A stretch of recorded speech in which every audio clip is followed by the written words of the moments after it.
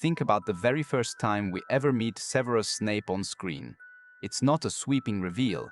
It's a whisper, a doorway, a half-figure in shadow, a voice that says, Potter. That single syllable announces an entire life, and not the life we thought we were watching. Because what if everything we've been told is only half the story? What if every line Snape ever spoke was a reaction to loss, to guilt, to a promise he couldn't keep? Stick with me. We are going to walk the whole saga from his eyes, and I promise you, it looks, sounds, and hurts completely different. Start with a memory. Lily Evans. Before the green robes, before the slashed ties, before the dark mark, there is a scar that wasn't on Severus's arm, but on his heart. He remembers being a boy on a muddy lane. He remembers the sound of her laugh, the tilt of her head. In his outer shell, that boy would later become a cold potion master and a spy. But inside, he stays the child who wanted only one thing, to be seen by Lily. Remember the line from the films? You are the weak one, and you will never know love. That's not a villain crowing, that is projection. Imagine him saying it to a mirror. Think about it. Why does the line hit so hard later?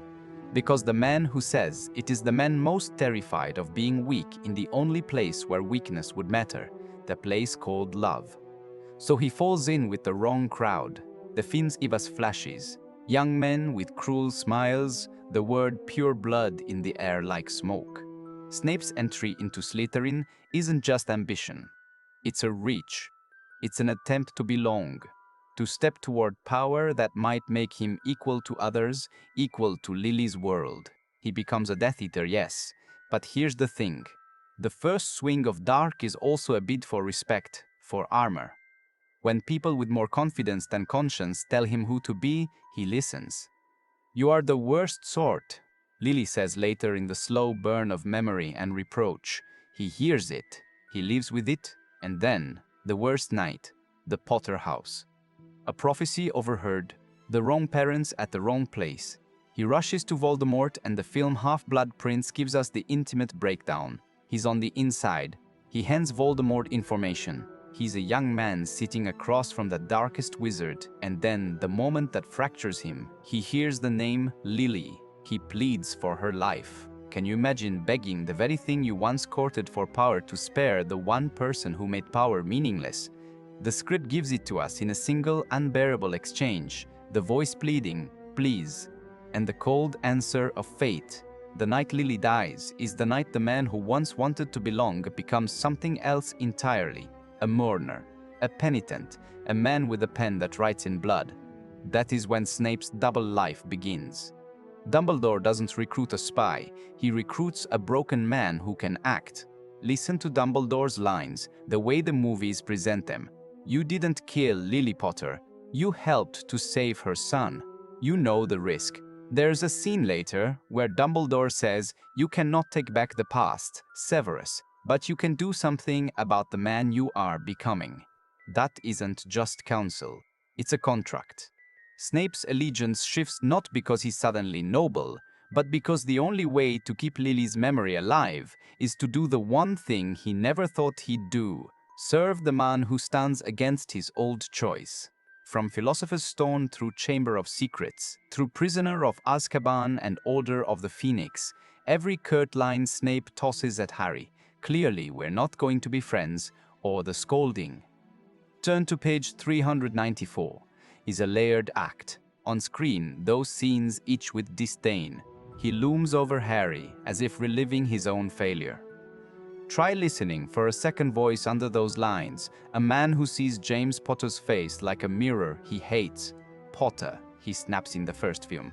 And if you tilt your head, you catch the timbre of a man who hears Lily's name behind every Potter laugh. So when Dumbledore tells him to protect Harry, it becomes a theater of contradictions. He saves that boy's life at every turn and flattens him with cruelty in the same breath. Why?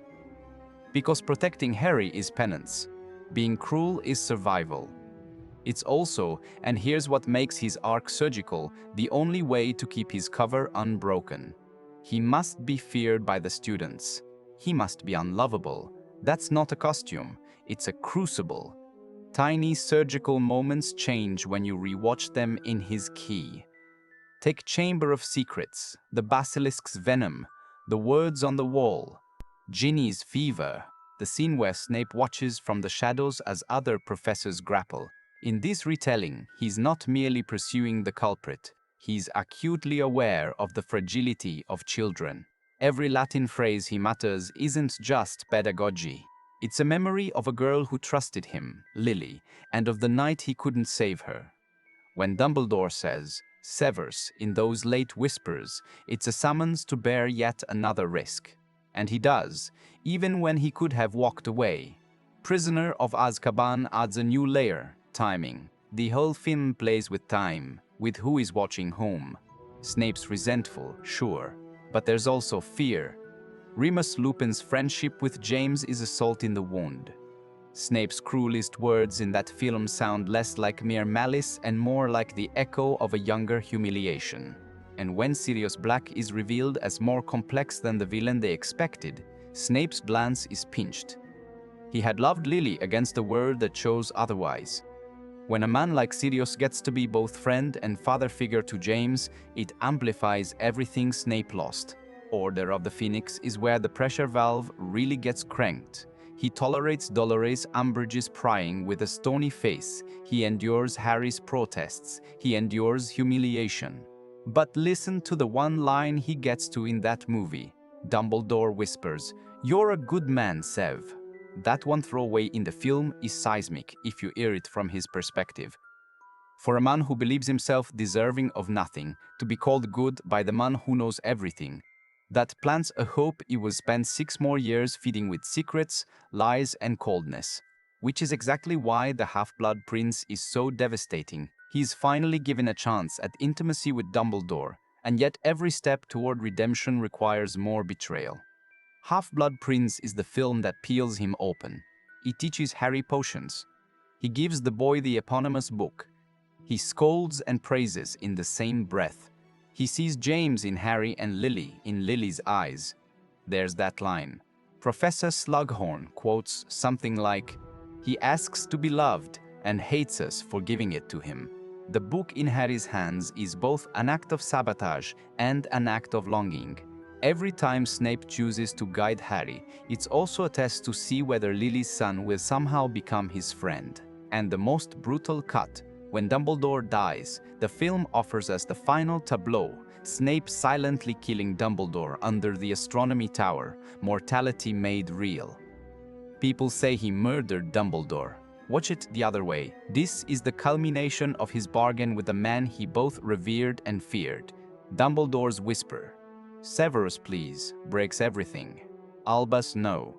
Echoes in 1,000 broken rooms. The killing is a wound disguised as obedience. Look at Snape's face. He doesn't celebrate. He crumples under the weight of what his vow required. Now, the ultimate twist is not in that act alone. It's in what follows. He returns to the Death Eaters as a captive who has seen the cost of both choices. He walks among people whose loyalty to Voldemort is absolute. He feeds Dumbledore's enemies to Dumbledore, literally. He gives information that keeps the Order alive and gives lies that keep his cover. It's a choreography of deceit that only a man with nothing left to lose could maintain. The films make an entire second half of the series hinge on his silence. The last movie, Deathly Hallows Part 2, rewards the patient viewer with the final trove, the pensive, the memories. Here is the film's beautiful cruelty. The moment we finally understand that the man who spent years being monstrous did it because he loved. Lily's son, he calls Harry. Always. It's one word. Always. And it's the fulcrum of everything. He didn't love the boy. He loved the woman who had been his son.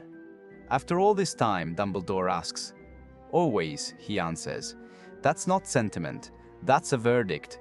He carried the dead woman's child, as if a promise were a living thing.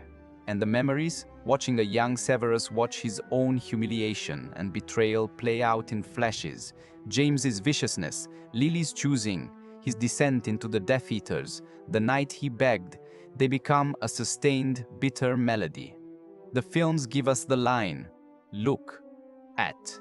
Me, as Dumbledore tries to see Snape before trusting. It is as much a command as a balm. He never asked for praise, but he needed the truth known. The final reveal hits like a fist to the chest. Snape loved. He hated.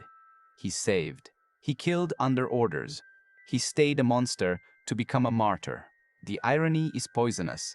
To save the wizarding world he had once sought to rule, he had to become the man everyone would loathe, so they'd not suspect the love beneath. Here's a question.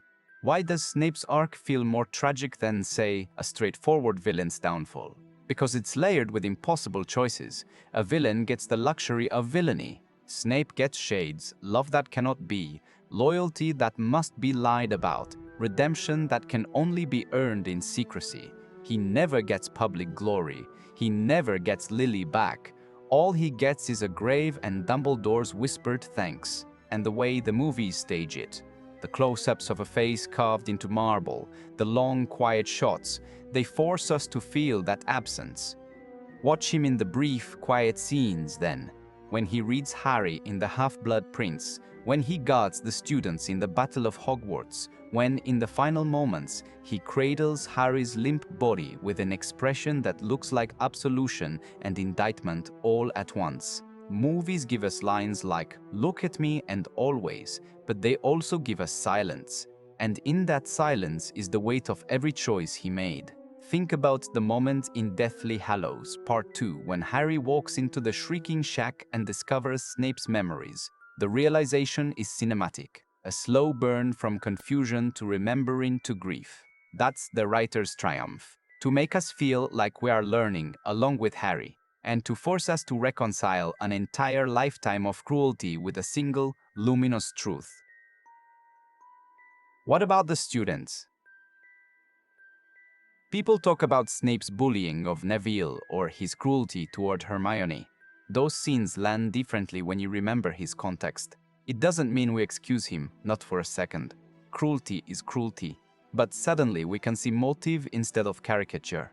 The man who once was humiliated becomes the one who thrives on control.